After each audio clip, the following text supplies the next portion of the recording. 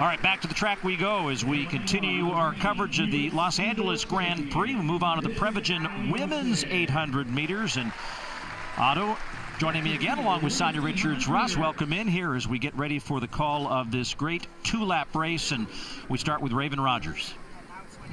She was a silver medalist back in 2019, won bronze in 2020. She's missed the podium at the last two World Championships, was fourth in 2023. I was with her about 2 weeks ago, and she says she's feeling good mentally, physically, ready to make her second Olympic team. And here's a young lady who had the American record prior to Mo's reign, the two-time world bronze medalist 2017 and 2019, Ajay Wilson. But quite frankly, the way she looked last year, she's going to have a huge step up in form, Sonia and Paul, if she's going to make this U.S. Olympic team this year. 2:05.88 last year. That was her slowest time that she had run since 2016. This year's World Indoor Champion. And away we go here in the Prevagen. Duguma is also in the race, the Ethiopian, in lane number 5. Halaman Nakai of Uganda won the world title in 2019. And Mary Murrah, who's the reigning world champion outdoors, we'll see her later in the 400 meters. Kaylin Whitney, a talented American 400-meter specialist, will be the one that will lead this group down the main straightaway. And we should also note on the inside rail, you can see some LED lights. Those are wave lights that have been installed in many of the major meets now. Helps the athletes follow along with the pacing, and once that pacer is off the track, it affords them the opportunity to see if they remain on pace. And you mentioned Duguma. She has the world lead at 1:57.7, and you see the field pretty strung out. Kaylin Whitney doing her job well. She'll pace them through the first lap.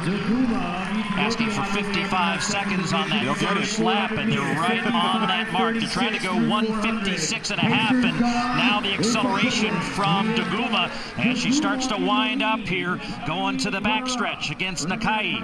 And this is the part of the race, whenever you talk to 800-meter runners, that they always say is the most important. This is where you really want to put in that work so that you don't have to work so hard in the final phase of the race. And it's like Duguma was right on cue when she made her move. And I tell you what, this may not be ideal conditions for the sprinters. It's still under 70 degrees Fahrenheit.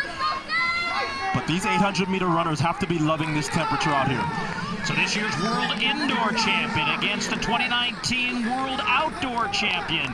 These are the races that you start to test your fitness against each other going into the home stretch. And I'm telling you, big surprise, none of the Americans in the mix up to this point. They didn't show up. And Duguma opens up the inside. Nakai trying to take advantage.